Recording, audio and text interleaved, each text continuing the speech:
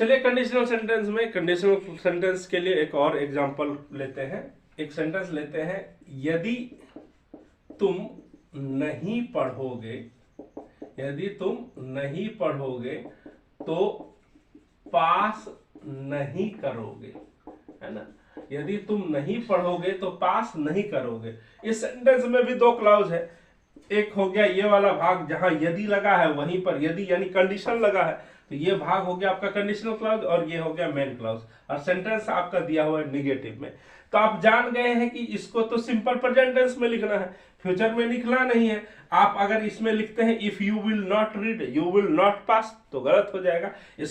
इसका ट्रांसलेशन इस तरह से करेंगे, if you do not, if you do not read you will not pass. ठीक है, तो ये ध्यान रखना है कि ये भाग कंडीशनल क्लॉज है, तो यहां आप ये नहीं लिखेंगे if you will not read, आपको क्या लिखना पड़ेगा, if you do not read, तब इधर लिखेंगे यू विल नॉट पास, क्योंकि ये मेन क्लॉज है और मेन क्लॉज को सिंपल फ्यूचर में लिखते हैं, तो उधर ये बिल्कुल सही है। लेकिन यहां आपको क्या लिखना है, if you do not read you will not pass. अब हम इसके जगह पर अब एक शब्द लगा लेते हैं अनलेस, है ना, अनलेस। अब इसका ट्रांसलेशन बनाने का कोशिश करते हैं, if unless you do not read you will not pass. ये लिख के एक प्रॉब्लम पूछा जाता है लगभग। जो भाग कंडीशनल क्लॉज होगा ना, वो तो सबसे पहले सिंपल प्रेजेंट में लिखा ही जाएगा, और जहां पर आप देख लेंगे अनलेस, तो वहां अनलेस रहेगा, तो फिर अलग से डू नॉट देने का कोई जरूरत है ही नहीं, क्योंकि अनलेस का मतलब भी हो जाता है यदि नहीं, ये निगेटिव चीज को खुद ही दर्शाता है, तो अलग से यहां डू नॉट देने का कोई जरूरत है नहीं। इसीलिए ये सेंटेंस इस तरह से अगर आपको दिया रहता है तो ध्यान रखिएगा, ये सेंटेंस बिल्कुल ही गलत हो जाएगा। यहां पर अगर आपका लिखा रहता है अनलेस के साथ डू नॉट, है ना, अनलेस वाला क्लाउज में नॉट तो होगा ही नहीं, क्योंकि अनलेस खुद निगेटिव वर्ड है। अब जब ये निगेटिव वर्ड है तो अपने साथ नॉट वाला कोई भी वर्ड, नॉट से रिलेटेड कोई भी निगेटिव वर्ड अलग से एक्स्ट्रा लेने की इसको कोई जरूरत है ही नहीं। तो इस तरह से जहां पर अनलेस रहेगा वहां नॉट तो लगेगा नहीं, तो ध्यान रखना है कि जहां अनलेस रहेगा वहां पर आप नॉट हटा देंगे। तो इसको सही करने के लिए आपको क्या लिखना होगा, unless you read you will not pass, तब जाके ये सही होगा। तो ध्यान रखना है, यहां लिखा हुआ है यदि तुम नहीं पढ़ोगे, तो यहां पर अनलेस यू रीड, यहां पर ऐसा नहीं लिखेंगे unless you do not read. जहां अनलेस लग जाएगा वहां डू नॉट लगाने के, नॉट लगाने को कोई जरूरत ही नहीं है, क्योंकि ये अनलेस खुद ही एक निगेटिव वर्ड है। तो ध्यान रखना, ये भी सवाल एसएससी में अक्सर पूछा जाता है, तो इसका भी आपको ध्यान रखना ही रखना है। चलिए एक और दूसरा कंडीशनल सेंटेंस देखते हैं जो लगभग एसएससी के एग्जामिनेशन में आता है, और जो अभी सीजीएल का तैयारी कर रहे हैं, जो अभी पीटी का एग्जाम होने वाला है, उसमें देखिएगा, ध्यान रखिएगा, हो सकता है ये सवाल आपका आ जाए। तो ध्यान रखिए, एक सवाल देखते हैं कि यदि मैं पक्षी होता तो उड़कर तेरे पास चला आता। तो यहां पर यदि लगा, ये भी एक तरह का कंडीशनल सेंटेंस है, और इससे रिलेटेड सवाल लगभग हर एग्जामिनेशन में पूछा रहता है। तो यदि मैं पक्षी रहता, तो यहाँ क्या है, आदमी कल्पना कर रहा है, आदमी तो पक्षी हो नहीं सकता, है ना, आदमी क्या है, यहाँ कल्पना में पक्षी होना चाहता है। तो जो चीज कल्पना करते हैं हम लोग, तो वहां पर सब्जेक्ट कुछ भी रहे, उसके साथ आप वर्ब का ही प्रयोग करेंगे, WERE, है ना। यहाँ पर वाज नहीं लगेगा, वैसे जनरली आई के साथ आप वाज लगाते हैं, लेकिन जहां पर आप यदि मैं पक्षी होता, क्या कर रहे हैं, कल्पना कर रहे हैं, क्योंकि ये तो रियलिटी से इसका कोई लेना देना नहीं, आदमी कभी पक्षी हो नहीं सकता है और ना ही उड़ के कहीं जा सकता है ना। तो पक्षी होना ये केवल हमारा क्या है, कल्पना मात्र, और जहां आप कल्पना दिखाएंगे तो सब्जेक्ट आपका कुछ भी रहे, उसके साथ आप वर्ब का ही प्रयोग करेंगे। और ध्यान रखना है, if I were a bird I would fly to you, इधर का भी ध्यान रखना है, इधर जो दूसरा सब्जेक्ट आएगा ना, उसके साथ वुड प्लस V1 का ही प्रयोग होगा।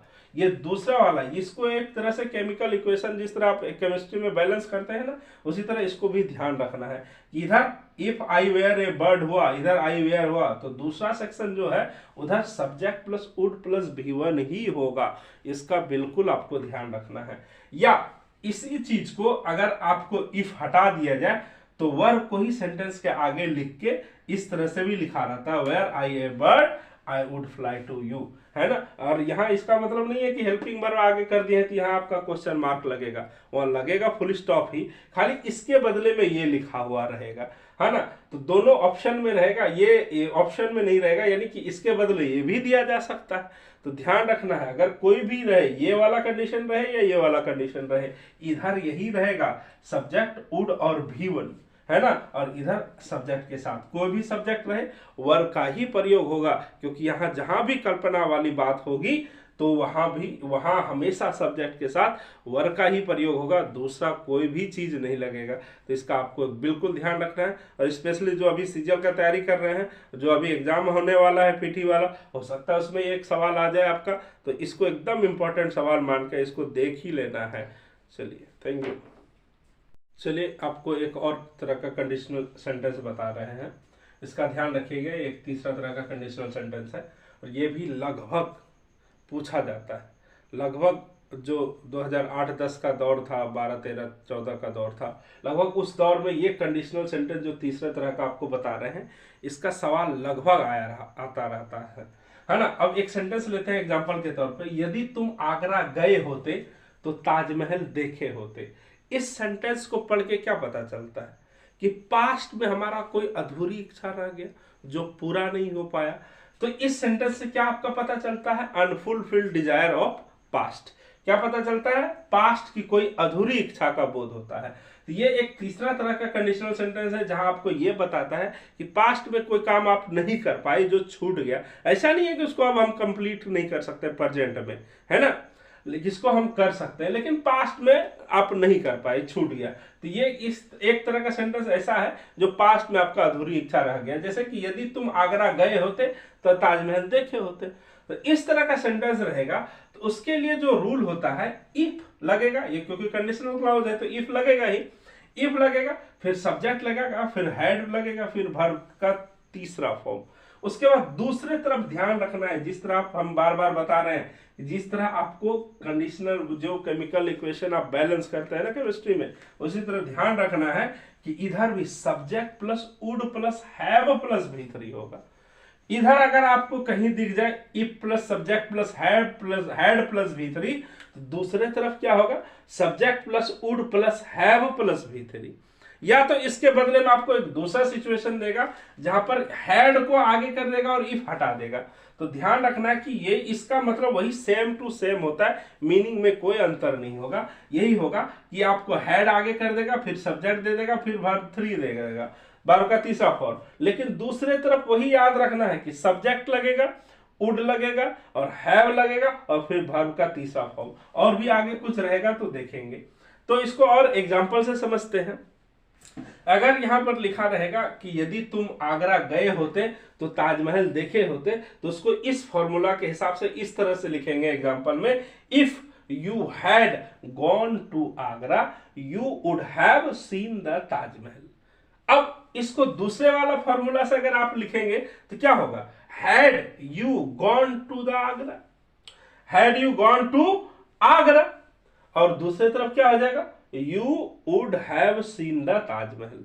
ठीक है, ये तीसरे तरह का कंडीशनल सेंटेंस है। तो आपको 3 तरह का कंडीशनल सेंटेंस बताए, एक पहला वाला आप ध्यान दिए, दूसरा और फिर ये तीसरा। ये तीनों कंडीशनल सेंटेंस आपको याद कर लीजिए, ये लगभग हर एसएससी के एग्जामिनेशन में पूछा जाता था। चलिए, थैंक यू।